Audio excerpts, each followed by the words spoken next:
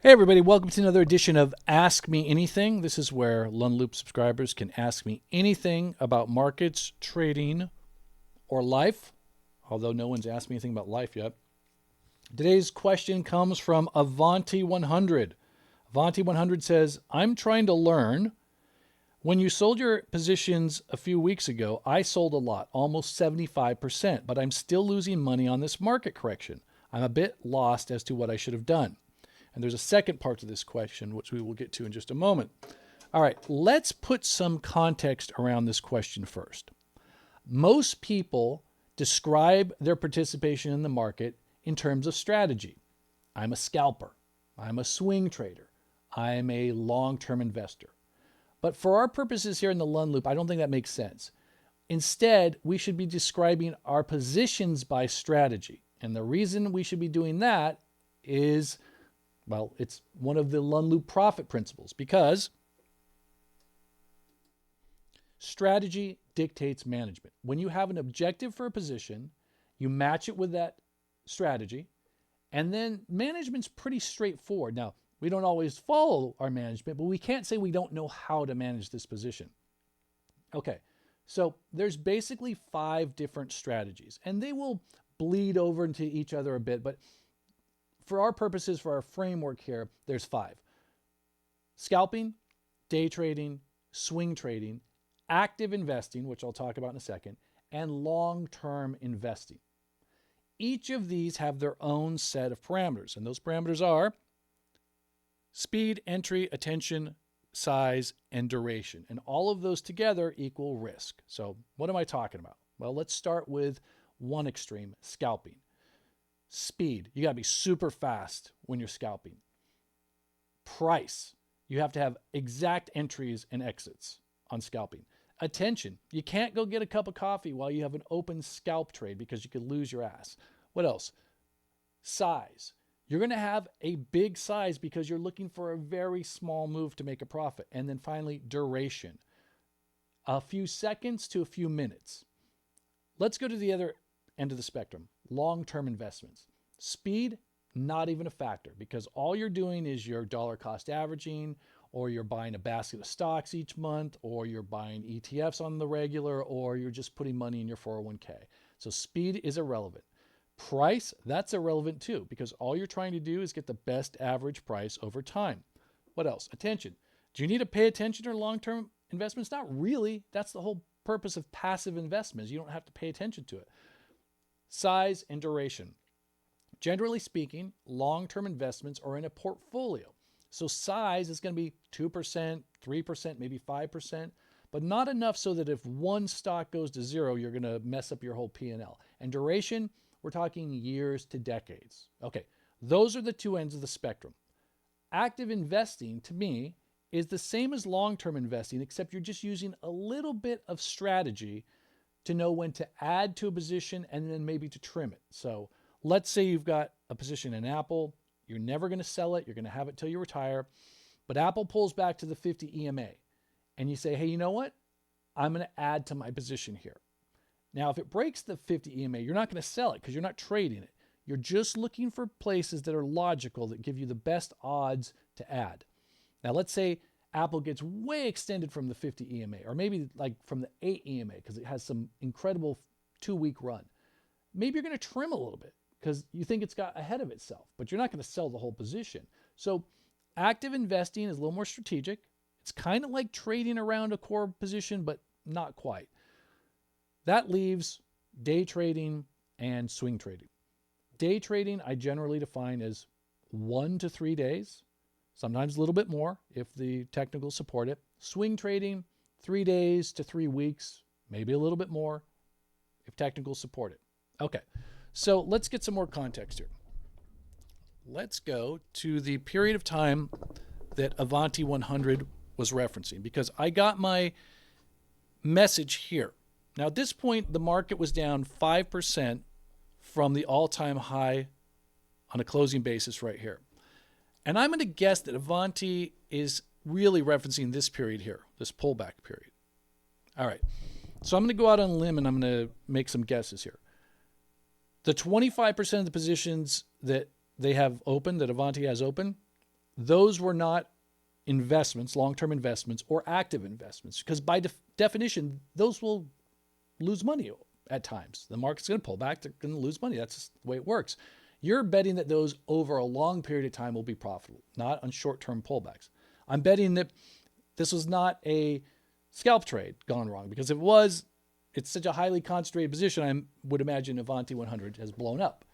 So my guess is these were or are day trades or swing trades. And if that's the case, then I'm guessing that the methodology you have for risk management that tells you when you should be out of those trades does not true up with the strategy, right? Does not true up with the day trading strategy, does not true up with the swing trading strategy. Now, there's another possibility, and that's that these positions had no strategy associated with them, and it happens, right? But my guess is that there's just not a robust strategy that said, here's when you should get out. Now, the question is, well, how do you create a strategy and a methodology? It's tough, right? This is where the rubber meets the road, because I can't give you a methodology because I've got different objectives, different time frames, different risk parameters. But what we do here at the Lund Loop is we talk about these concepts so that you can take pieces of them and understand how they work and put them together and create a methodology that works for you, so that someone's not fishing for you, right? You're fishing for yourself. I can't make your trades. No one else can make your trades. Only you can. So you can take these different things and create a methodology that works for the strategy that you want to employ. Now, where do you start? Well, you start at the beginning. You just pick something that makes sense and you say, does this work for me? And you test it a little bit. And if it does make sense for you, great. You might refine it by adding another strategy or another, when I'm saying strategy, data points, these are euphemisms for studies, technical indicators, right? If it doesn't work for you, iterate it. And this is why it takes people sometimes 5, 10, 15, 20 years to be consistently profitable, because they're going through this iterative process to see what works for them. Let's take an example of how you could do this. And this is going to be a super basic example, just bare bones, only for illustrative purposes. Let's go over here to Meta. And let's take a look at Meta in late April of this year. Meta is breaking a intermediate term downtrend, and then it creates this very tight range here. And I think we actually put Meta on the green watch list here. In this scenario, Meta is set up for either a day trader or a swing trader. So let's say you're a day trader and you buy Meta here and it breaks out. Maybe your methodology says as long as the stock stays above the 8 EMA, I will stay in the position. Now, in reality, a day trader would probably be using something based upon a 5, a 15, or a 30-minute chart. But we're just going to make it simple here. So you say, hey, I'm going to stay in this thing if it stays above the 8 EMA. And here it is. It stays above the 8 EMA. It gaps up. It comes here. It's still above the 8 EMA. And then it breaks below here and you sell it. Okay? That's a very simplified version of how you could create a methodology for a day trading strategy. If you wanted to then iterate it, you might have another rule that says, if I'm day trading and it gets X percentage above the EMA, then I'm going to start managing it, right? I'm going to start trimming it. That would be this part here, right? And you can layer these studies, layer these rules upon on top of each other until they get to the point where you're comfortable with them. All right, let's say that you're a swing trader and you buy it here and it breaks out. Maybe your methodology is, hey, I'm going to hold it as long as it's above the 21. And so it stays above the 21 all the way to here, and that's where you sell it. But again, you might have a secondary indicator or study that says, hey, if I get X amount extended above the 21, like here, I'm going to sell. Or if we break out of a range like this, and then we come back into the range, even if it's still above the 21, I'm going to sell it. You see where this can go. You can even look at this and say, well, what if I'm an active investor and you already have a position that you've acquired over time in Meta? and you say, oh, well, look, Meta pulled back to the 50 here. You could say, I'm going to add there, right? Or you could say, oh my gosh, Meta is so extended from the 50 here, I'm going to trim some there. The point is, it's an iterative process. You match the methodology with the strategy. And then once you do that, it's pretty straightforward about how you manage the position going forward. And in theory, it helps you avoid situations where you're losing money in a drawdown like this. All right, let's go to the second part of Avanti's question, which is, can you also address the fact that sometimes you sell reduced, but markets keep going up and you think that maybe you should be more invested? Yeah, I wish I could address that, because if I could address that, I'd be a gazillionaire. That's one of the hard things about trading. For example, let's take a look at that scenario where you have a methodology for day trades and swing trades, and it's got you out maybe here. Okay, you're out of the market here because you've broken below the 8 and you've broken below the 21, whether you're a day trader or a swing trader. And you get this reversal bar here. Okay, did you buy this reversal bar here? Why would you buy it? You're below the 8 and you're below the 21. How about this? You gap up here. Did you buy it there? Because now you're above the 8, above the 21. But that doesn't make sense, because you've had this gap up and it could fail, right? You need some stability up here. You need to see a base here, and you don't see one and it fails. How about here? Would you buy this up here when it gets back up intraday? Again, no base, no stability.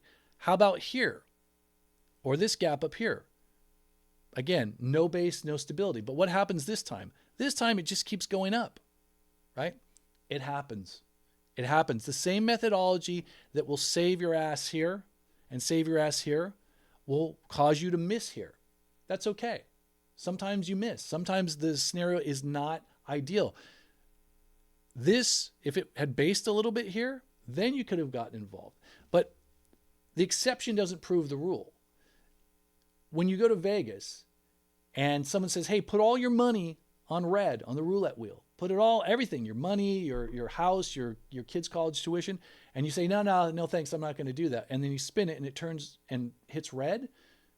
It was still the right decision not to do that. Just sometimes red's going to hit. But those other times that red doesn't hit, you're going to get wiped out. So, you do the right thing here, you do the right thing here. It doesn't turn out to be the right thing here. But 99 times out of 100, if you do the right thing here and here, you'll never get blown out. And you'll miss a couple of these, but that's okay.